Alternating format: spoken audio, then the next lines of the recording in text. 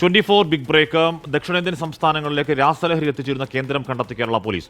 ഡൽഹി ഹരിയാന പോലീസിനൊപ്പം Kozhikode town police നടത്തിയ അന്വേഷണത്തിലാണ് ഹരിയാനയിലെ ഗുരുഗ്രാമിൽ രാസലഹരി ഉൽപ്പാദിപ്പിക്കുന്ന കേന്ദ്രങ്ങൾ കണ്ടെത്തിയത്. 3 നൈജീരിയൻ സ്വദേശികൾ പിടിയിലായി.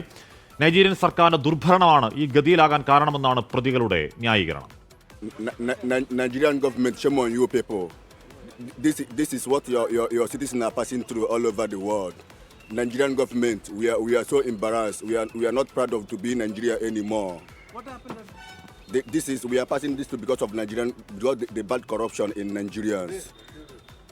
We are so disappointed from Mr. Tinubu. President Tinubu, you can do better than this. We are passing hell all over the country, Mr. President Tinubu. We are suffering all over the world, Mr. Tinubu, President. We are expecting we vote for you, but what we are doing is not what we vote for you is not what you are doing, sir. We are so embarrassed on you.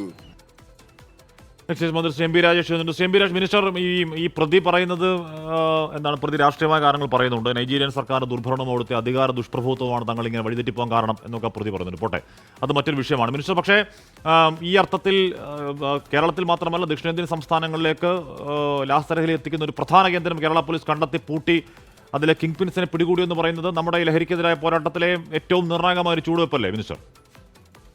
തീർച്ചയായിട്ടും ഇത് കേരള പോലീസിനെ സംബന്ധിച്ചും കേരളത്തിലെ അന്വേഷണ ഏജൻസികളെ സംബന്ധിച്ചും അഭിമാനകരമായൊരു നേട്ടമാണ്. കേരളം എത്ര ശക്തമായിട്ടും ഫലപ്രദമായിട്ടുമാണ് ഇക്കാര്യത്തിൽ നടപടി സ്വീകരിക്കുന്നത് എന്ന് തെളിയിക്കുന്ന രണ്ടാമത്തെ വലിയ വേട്ടയാണിത് എന്ന് ഞാൻ ഓർമ്മിപ്പിക്കുകയാണ്. ഇതാദ്യമായിട്ടല്ല കേരളം ഈ ഉറവിടം തകർക്കുന്നത്, കേരള പോലീസും എക്സൈസും ഒക്കെ. മൂന്നാമത്തേതാണ്.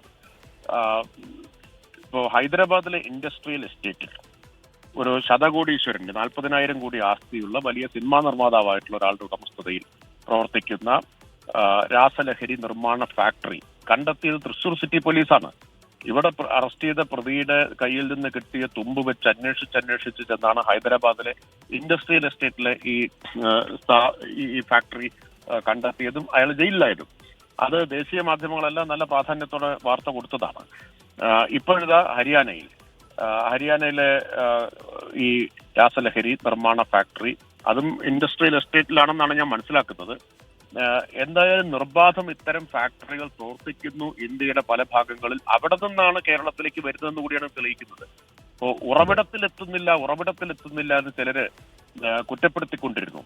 മൂന്നാമത്തൊരു കാര്യം ഞാൻ പറയാം. കേരളത്തിലെ എക്സൈസ് ആണ് മഞ്ചേരിയിൽ അറസ്റ്റ് ചെയ്ത ഒരു പ്രതിയുടെ കയ്യിൽ നിന്ന് കിട്ടിയ തുമ്പ് വെച്ച് അൻഡമാനിൽ ചെന്നത്. അൻഡമാനിലേക്ക് പ്രത്യേക അനുമതി വാങ്ങിയിട്ടാണ് കേരള എക്സൈസ് സംഘം പോയതും അവിടെ നിന്ന് 100 കോടി രൂപയുടെ ബങ്കറിൽ ഒളിപ്പിച്ച രാസലഹരി കണ്ടെത്തുകയും അവിടെ വെച്ച് തന്നെ അത് പുറത്തെടുക്കാൻ പറ്റാത്തതായതുകൊണ്ട് അവിടെ വെച്ച് തന്നെ നശിപ്പിക്കുകയും ചെയ്തത്. അൻഡമാനിലേക്ക് ആദ്യമായിട്ട് ഒരു ഏജൻസി പുറത്തുനിന്ന് വന്നത് കേരള എക്സൈസ് ആണ്. അവിടുത്തെ ഉദ്യോഗസ്ഥർ അതിനുശേഷം എന്നെ വന്ന് കണ്ടിരുന്നു. ഞങ്ങൾക്ക് ഒരു പ്രധാനപ്പെട്ട ഇക്കാര്യത്തിലുള്ള ജാഗ്രത നൽകിയത് കേരള എക്സൈസിന്റെ ആ ഇടപെടലാണ്. ആദ്യമായിട്ടാണ് ഒരു ഏജൻസി വരുന്നത് എന്ന് 3 സംഭവങ്ങൾ ഞാനിപ്പോൾ ഇവിടെ പറഞ്ഞു. അപ്പോൾ നമ്മൾ കാണേണ്ടത് എന്താ? കേരളം ഫലപ്രദമായ ശക്തമായ നടപടി എടുക്കുന്നു എന്നുള്ളതാണ്. അത് വെച്ച് കേരളത്തിനെതിരെ ഒരു വിദ്വേഷ പ്രചരണം ദേശീയ തലത്തിൽ നടത്തിക്കൊണ്ടിരിക്കുന്നുണ്ട് എന്ന് ശ്രദ്ധ വന്നിട്ടുണ്ടാവും ഞാൻ വിചാരിക്കുന്നു. കേരളം മയക്കുമരുന്നിന്റെ തലസ്ഥാനമായി എന്നൊക്കെയുള്ള ഒരു പ്രചരണം. കാരണം നമ്മളാണ് ഏറ്റവും കൂടുതൽ കേസെടുക്കുന്നത്, നമ്മളാണ് ഏറ്റവും കൂടുതൽ പ്രതികളെ അറസ്റ്റ് ചെയ്യുന്നത്. അത് രണ്ടും മുൻനിർത്തിക്കൊണ്ടാണ് ഒരു വ്യാജ പ്രചരണം നടക്കുന്നത്. യഥാർത്ഥത്തിൽ മയക്കുമരുന്ന് ഉപയോഗത്തിന്റെ കാര്യത്തിൽ ആദ്യത്തെ 5-ൽ കേരളം വരുന്നില്ല. പക്ഷെ കേസും കൂടുതലാണ്, അറസ്റ്റും ഇന്ത്യയിൽ ഏറ്റവും കൂടുതൽ ഇവിടെയാണ്. അപ്പൊ ഇപ്പോ ഇതിന്റെ പ്രഭവ കേന്ദ്രങ്ങൾ എവിടെയാണ്, ഉറവിടം എവിടെയാണ് എന്ന് വ്യക്തമായിരിക്കുകയാണ്.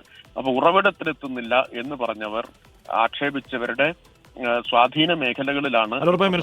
ഇത് കേരള പോലീസിന്റെ തൊപ്പിലെ പൊന്തൂലാന്നൊരു തർക്കമാക്കുന്നില്ല. പക്ഷേ ഇതിനെ കിച്ചൺ എന്നാണ് അത്ര പറയുക, ഫാക്ടറി എന്നല്ല കിച്ചൺ, ഇത് കുക്ക് ചെയ്യുക കിച്ചൺ എന്നൊക്കെയാണ് പറയാന്ന് പറഞ്ഞത്. അപ്പോൾ ഇത് ഉത്തരേന്ത്യയിലും ഹരിയാനയിലും ആ മേഖലയിലൊക്കെ ഇത് 1-2 ഒന്നും ആവില്ലല്ലോ മിനിസ്റ്റർ, ഇത് വ്യാപകമായി ഉണ്ടാകും. അതൊരു പക്ഷേ നമ്മുടെ കേരള പോലീസിനെ കൊണ്ട് മാത്രം കുട്ടികൾ കൂടുന്ന കാര്യങ്ങളാവില്ല ഇങ്ങോട്ടേക്കൊക്കെ എത്താൻ.